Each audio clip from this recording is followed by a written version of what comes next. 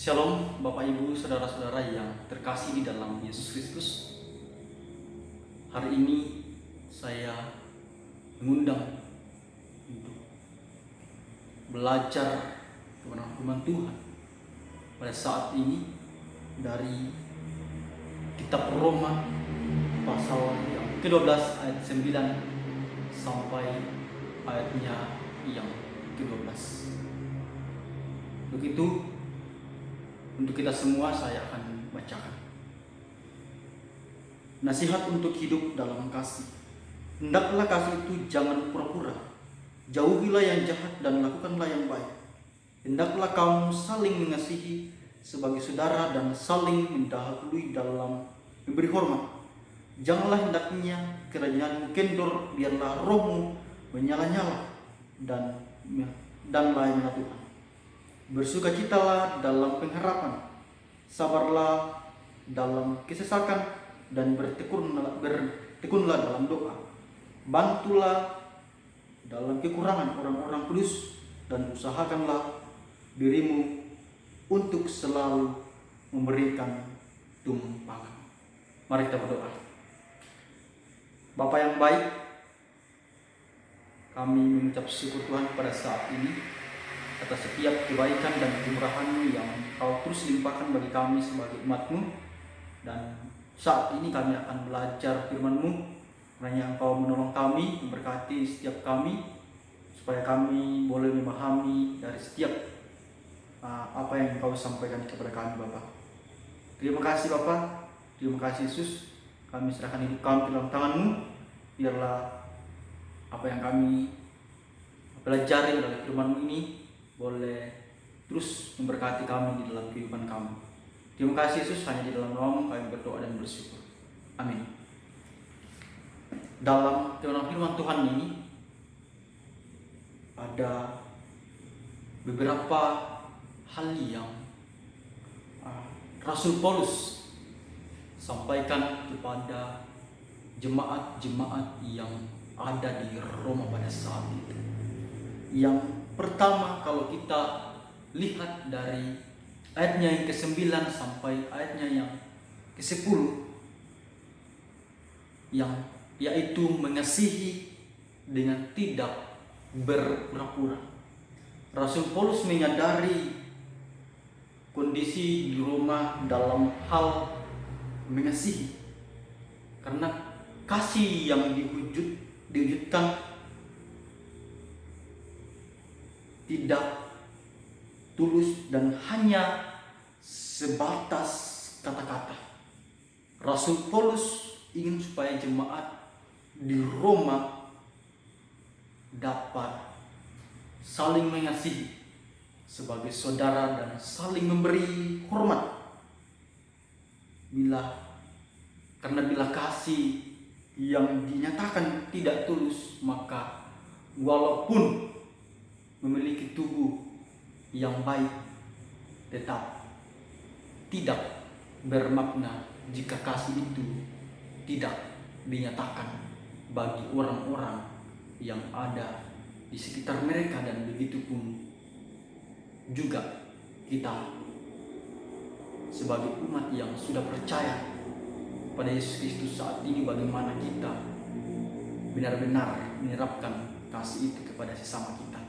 Dan yang kedua yang perlu kita pelajari yaitu semangat dalam melayani itu.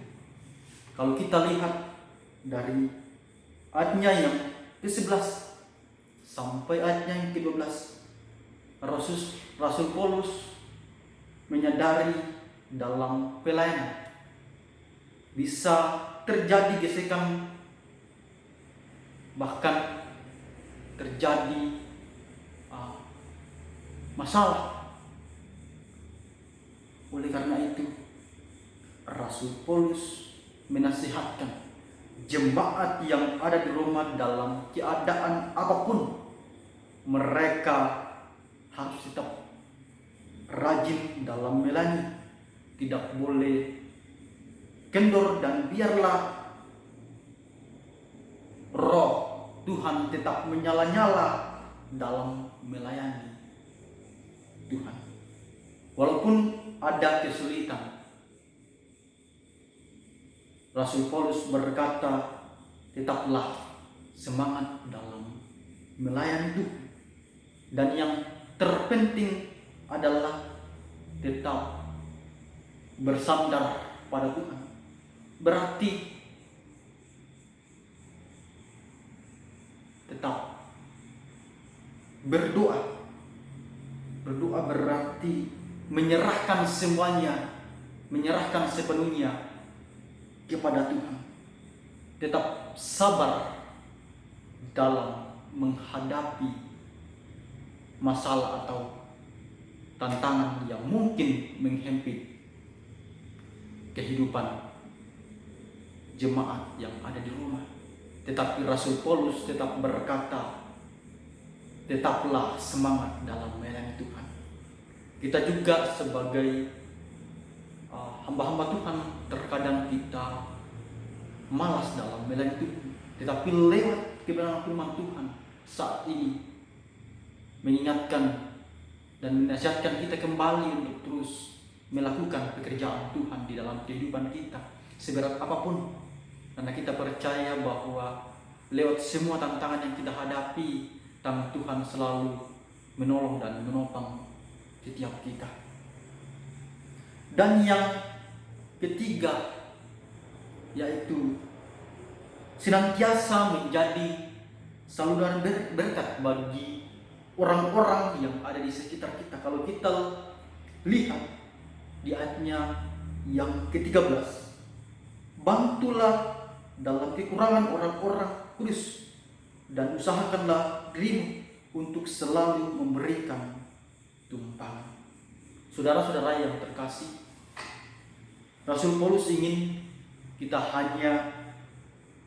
kita bukan hanya dalam suasana senang, dalam hidup berkelimpahan baru menjadi saluran berkat bagi sesama kita. Saudara-saudaraku yang terkasih di dalam Yesus Kristus, ketika ada orang-orang yang di sekeliling kita yang mungkin membutuhkan bantuan kita harus segera memberikan bantuan kita kepada mereka. Karena Rasul Paulus menggunakan kalimat, usahakanlah selalu memberikan tumpangan. Ia menasihatkan untuk memberkati orang-orang yang menganiaya mereka, yang menganiaya kita. Dan pertanyaan bagi kita, bagaimana kita memberkati orang-orang yang melukai kita? Rasul Paulus berkata, sekalipun sulit, tetapi untuk memberikan hidup yang berdampak, yang bermakna bagi orang lain, kita harus belajar dan berusaha untuk melakukannya di dalam kehidupan kita, dalam hal apapun. Rasul Paulus tetap berkata, layanilah orang-orang yang ada di sekitar kamu. Inilah firman Tuhan yang bisa kita dengarkan bersama-sama pada saat ini melalui apa yang disampaikan oleh Rasul Paulus kepada jemaat Roma, dan kita juga saat ini sebagai orang-orang yang sudah terpanggil untuk melayani Tuhan. Biarlah nasihat Rasul Paulus ini boleh memberkati kita semua, boleh terus mendorong kita di dalam melayani Tuhan, sekalipun banyak tantangan, banyak cobaan yang mungkin kita akan hadapi nanti, tapi percaya bahwa Tuhan terus menolong dan memampukan kita semua untuk melakukan yang terbaik di hadapan Tuhan. Sebelum kita mengakhiri firman Tuhan, mari kita berdoa.